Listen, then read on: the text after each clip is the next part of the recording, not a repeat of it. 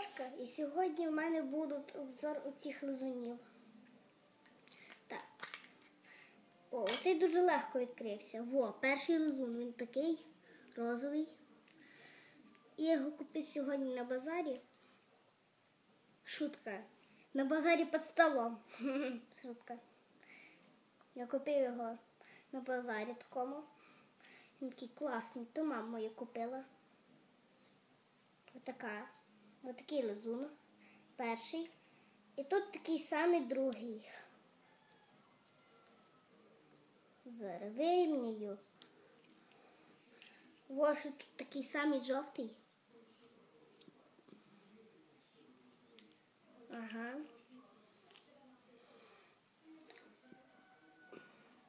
Во, оце закриваємо, щоб не засохли. Познавательний. Во, оцей тяжко щось відкривається. Це дуже тяжко відкривається. Ставте лайки, щоб я відкрив.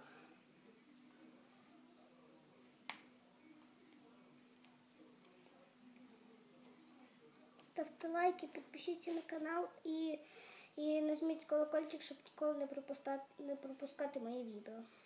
І відправляйте це друзям, якщо вони люблять лизуни.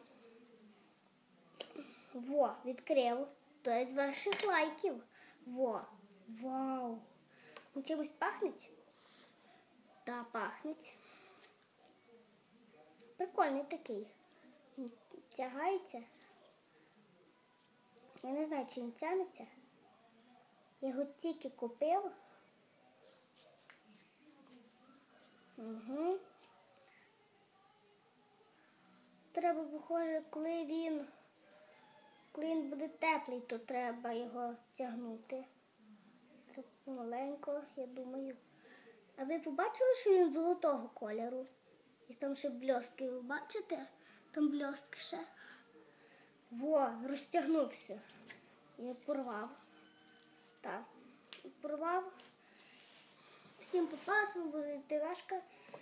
І сьогодні я робив лизун. Я вам показував лизуни. Всім па-па! Всім